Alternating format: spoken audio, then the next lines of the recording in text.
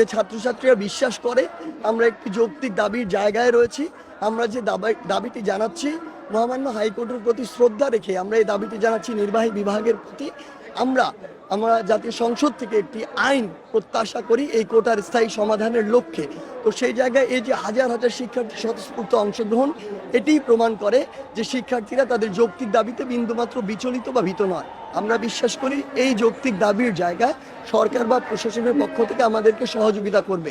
যদি এরকম কোনো অনাকাঙ্ক্ষিত পরিস্থিতির সৃষ্টি হয় তাহলে ওই উদ্ভূত পরিস্থিতিতে আমরা যারা রয়েছি সমন্বয় প্যানেলে বা শিক্ষার্থীদের জনমতের ভিত্তিতে ইনস্ট্যান্ট আমাদের যে ডিসিশন নেয়ার যেই পথে যাওয়ার আমরা সেই পথেই যাব।